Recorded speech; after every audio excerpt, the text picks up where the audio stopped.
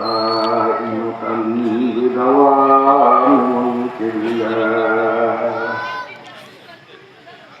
أما بعد فأعوذ بالله من الشيطان الرجيم. بسم الله الرحمن الرحيم. قل لو كان البحر مدادا لكلمات ربي لنفد البحر قبل أن تنفد كلمات ربي ولو جئنا بمثله مددا.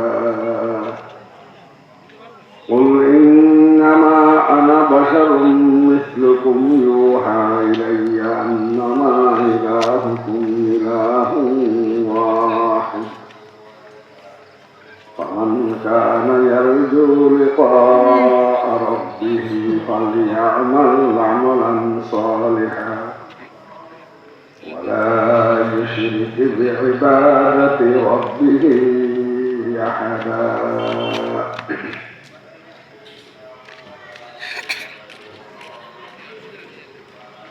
قرن بهور دار الأيتام مخزن العلوم ومدرسة التوحيد আয়োজিত তাফসীরুল কোরআন মাহফিল এর সম্মানিত সভাপতি, উপস্থিত কাবিল এহতরাম উলামায়ে কেরাম, মুরব্বিয়ান আযম দারাল ইসলাম,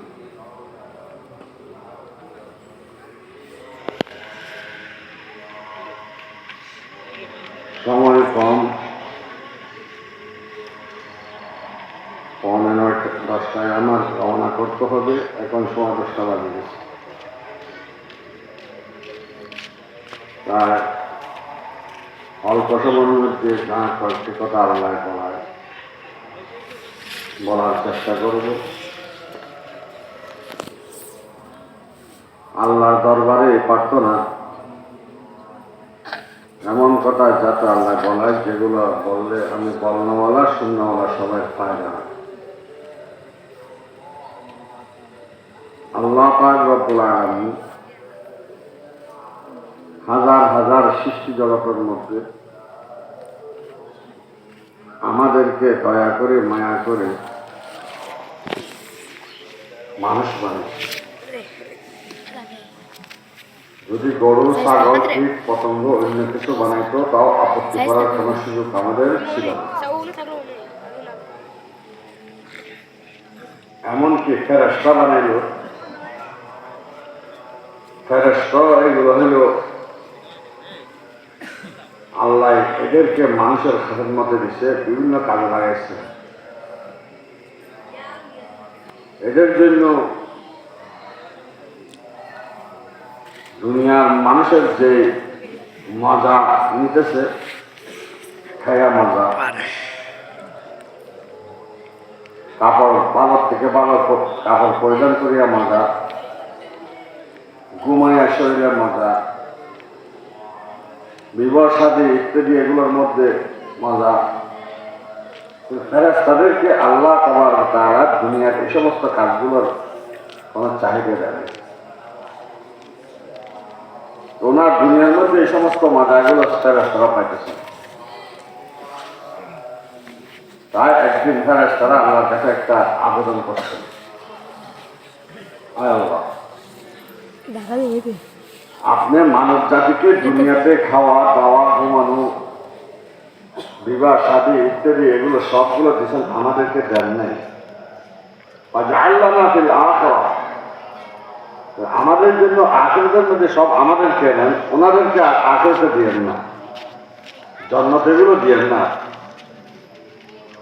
তখন আল্লাহ পাক রব্বুল আলামিন বলেন, হে আমার ফেরেশতারা, যাদেরকে আমি খুন বলছি, হয়ে যাও বলছি, হয়ে গেছো, আর যাদেরকে আমার কুদরতে হাতে বানাইছি, দুটা কি সমান হবে? কখনো সমান হবে না। আমি তো তোমাদেরকে খুন বলে বানাইছি, হয়ে যাও। আমার যেরকম এরাদা ইচ্ছা সেরকম তোমরা হয়ে গেছো, আর মানব জাতিকে তো আমার কুদরতের হাতে বানিয়েছি। তাহলে মানব জাতির সম্মান আল্লাহ কোথায় রাখতে হবে? কিন্তু এই মানব জাতি আকৃতিতে মানব হইলে হবে না যদি সত্যিকারের মানব না হয়। সত্যিকারের মানবকে আকৃতিকে আল্লাহ কোরআনে সাথে আল্লাহ পাক রব্বুল আলামিন বলেন, ওয়ালাকাদ যারানা লিজাহান্নামা কাসীরাম মিনাল জিন্নি ওয়াল ইনস লাহুম কুলুবুন লা ইয়াফকাহুনা বিহা ওয়া লাহুম আ'য়ুনুন লা ইউবসিরুনা বিহা ওয়া লাহুম আযানুন লা ইয়াসমাউনা বিহা উলাইকা কাল আন'আমি বাল হুম আদাল উলাইকা হুমুল গাফিলুন। আল্লাহ তাবারক ওয়া তাআলা বলেন, আমি কিছু মানুষ আর জিন সৃষ্টি করছি, মানব আর দানব সৃষ্টি করছি জাহান্নামের জন্য। এরা কারা? যাদের অন্তর আছে ঠিক, কিন্তু অন্তরে হককে বুঝে না। আল্লাহ হক, রসুল হক, কোরআন হক, কবর আযাব হক, জান্নাত হক, জাহান্নাম হক, পুলসিরাত হক, এই হকগুলো এরা বুঝে না। ওয়ালাহুম আ'য়ুনুন লা ইউবসিরুনা বিহা, তাদের যদি চক্ষু আছে বটে ঠিক, চোখে হককে দেখে না। ওয়ালাহুম আযানুন লা ইয়াসমাউনা বিহা, কান আছে বটে ঠিক, কান হককে শুনে না। উলাইকা কাল আন'আম, এরা হল চতুষ্পদ জানোয়ারের মতো। বাল হুম আদাল, বরং তার থেকেও নিকৃষ্ট। উলাইকা হুমুল গাফিলুন, এরাই হল গাফিল। তাহলে বুঝে গেল শুধু আকৃতিতে চোখ হাত পাওয়ালা মানুষ পেলাম, মানুষ পড়া হবে না যদি সত্যকারের আল্লাহকে দিলে। কোন হুজুরি টাকা জানে? সত্যকারের যদি রসুলকে যদি না চিনি, আর কোন হুজুরি গেছে? কোরআনকে যদি না চিনি, বড় হুজুরি দুনিয়ার হায়াত এটা আল্লাহ কি জন্য দিছে এটাকে না চিনি, আসছে কোথায় থেকে, যাবো কোথায়, গন্তব্যস্থল যদি ঠিক করতে না পারে তাহলে আসল মানুষ হতে পারে।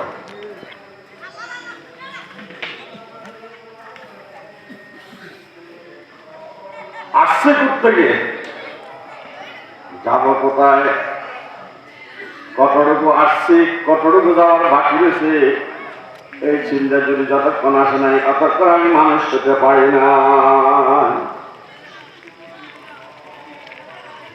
আসছি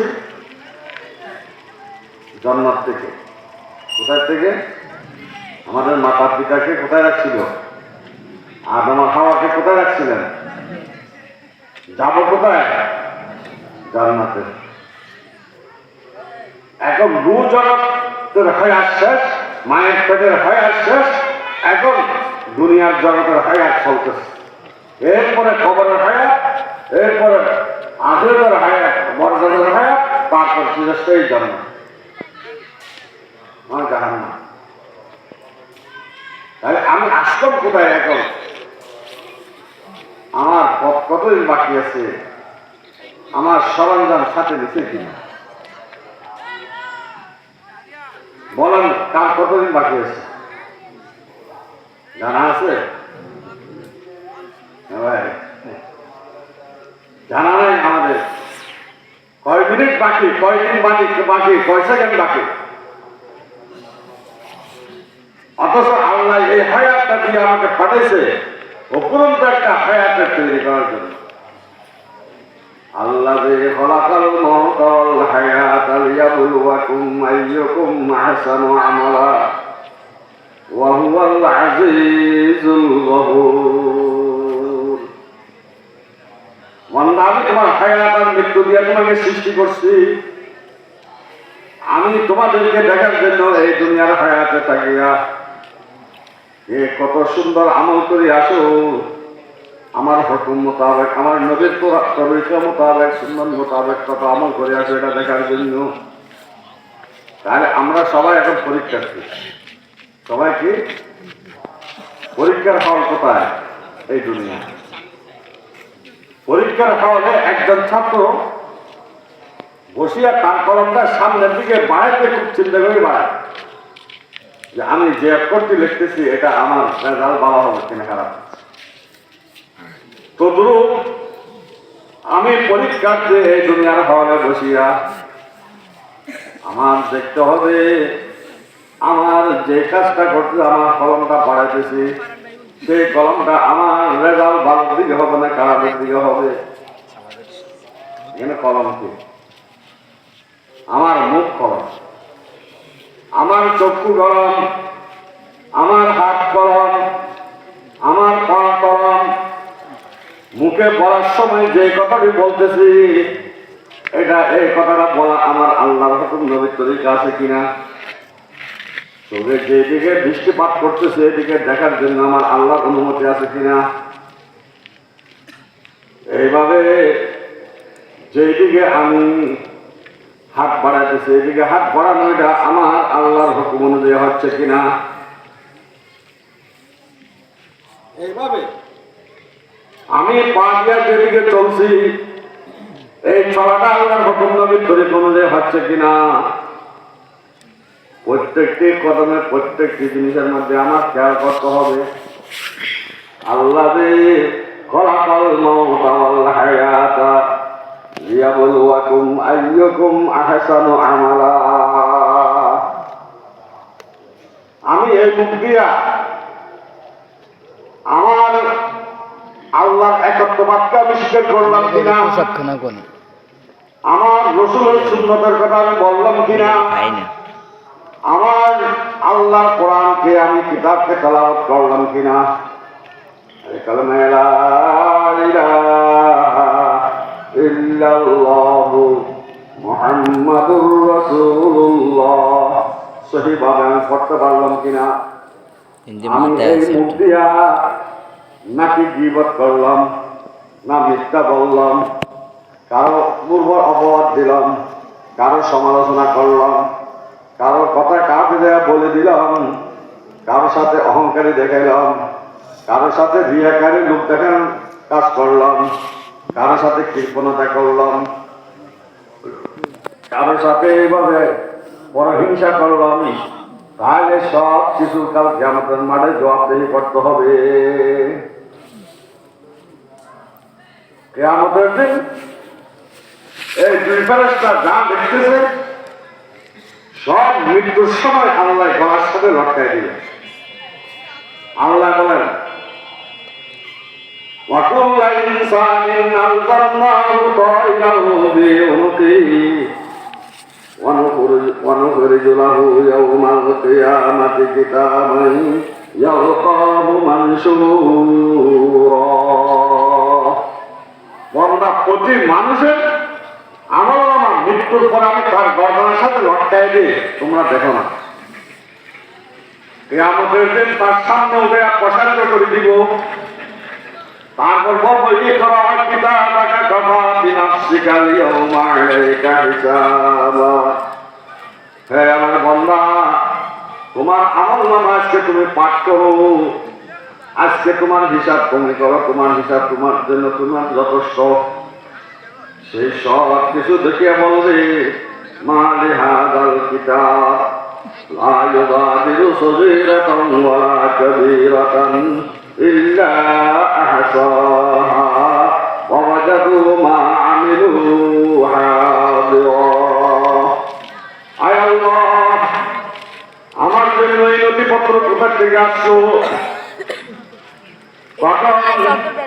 রাত অন্ধকারে করছিলাম, কখন দিন দুপুরে করছিলাম, কখন একাকী বসিয়া কারো বিরুদ্ধে সমালোচনা করছিলাম, কারো বিরুদ্ধে ষড়যন্ত্র করছিলাম, কখন একজনের হক নষ্ট করার জন্য পরিকল্পনা করছিলাম, কখন কাকে থাপ্পড় মারছিলাম, কখন কার সম্পদ চিন্তা করে নিয়ে নিয়েছিলাম, কখন তার গীবত করছিলাম, কখন কার মানহানি করছিলাম।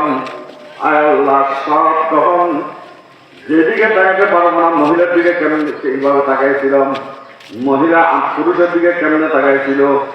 আরে রাত্রে লেফের নিচে মোবাইল দেখে দেখিয়া, গান দেখে দেখিয়া, শুনে শুনে ঘুমিয়েছিলাম। এগুলো সব যখন সেখানে পাবে, বলবে আয় আল্লাহ, এই নথিপত্র কোথার থেকে আসলো। তখন ছোট করছিলাম, বড় করছিলাম, দিন করে করছিলাম, আর অন্ধকার করছিলাম, একা কি করছিলাম, সমষ্টিগত বোধ করছিলাম, সব আমার এখানে উপস্থিত। কোনো জিনিস লুকানো যাবে না। তখন কিছু কাফের সম্প্রদায় আল্লাহর কাছে বলবে, হে আল্লাহ, আমি এগুলো করি নাই। আল্লাহ বলেন, মা ইয়ালফিযু মিন কওলিন ইল্লা লাদাইহি রাকীবুন আতীদ। তুমি যা বলছো, যা করছো, সব তো আমার ফেরেশতারা লিপিবদ্ধ করে রাখছে। বলবো, আল্লাহ, আপনার ফেরেশতারা আমাকে বলে রাখছেনি, আমি এগুলো মানি না। কেমনে মানবা? বলে, যদি আমার অঙ্গ প্রত্যঙ্গ যদি সাক্ষ্য প্রদান করে, তাই আমি মানব। তখন মনে করছে অঙ্গ প্রত্যঙ্গই তো তা। ছোট বাচ্চারা দুজনে মারামারি করতে চায়, সাহস পায় না। যখন একজনের গার্জিয়ান আসে, তখন তার খুব ছোট বাচ্চা যারা অবুঝদার, সাহস আসে যায়, মারিয়া দেয় গার্জিয়ানকে জড়াই ধরিয়া, ধরে ফেলে আমার শক্তি আসে গেছে। এই হাত, এই চক্ষু, এই মুখ, এই ইত্যাদি এগুলো আজকে আমার সাথে আছে, আমার সাথে কোনো কথা বলতে পারতেছে না। কিন্তু যখন এগুলা আমার থেকে পৃথক হইয়া তার মালিকের কাছে যখন চলে যাবে, আল্লাহ বলবেন,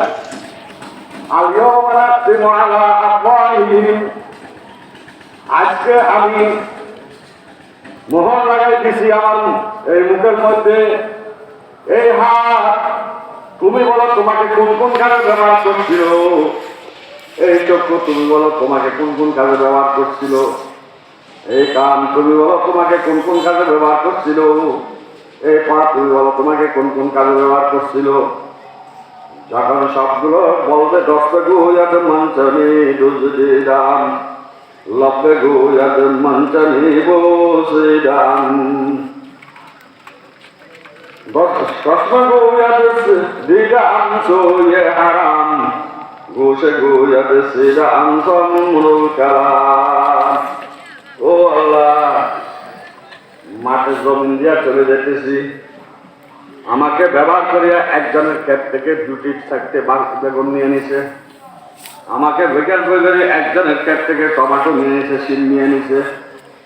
একজনের দোকান থেকে কিছু মাল নিয়ে নিছে। আরে সদাই করতে গেছে, আবার বেগুন নিচে পড়ে গেছে, এবং নিজের খুলে নিয়ে নিছে, ওই সদাগরের এখানে দেয় নাই। আল্লাহ, এইভাবে আমার থেকে মাছ নিয়ে নিছে। আমার, আয় আল্লাহ, আমাকে ব্যবহার করিয়া অন্য পুকুরে জাল মারিয়া মাছ ধরে নিছে। শরীরটার পুকুর থেকে শরীরদেরকে না জানায় সেখান থেকে মাছ ধরছে।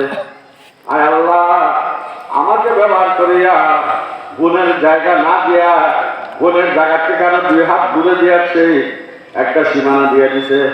আমাকে ব্যবহার করিয়া আল্লাহ এমন মানুষকে তাপ্পর মারছে। চোখে বলবে, আল্লাহ, যে সমস্ত মহিলার দিকে তার জন্য তাকানো যায় ছিল না, আমার মাধ্যমে সেটা তাকাইছে। আমি বলবো, আল্লাহ, যেগুলো শোনা তার জন্য অনুমতি ছিল না, সেগুলো আমার মাধ্যমে শুনছে।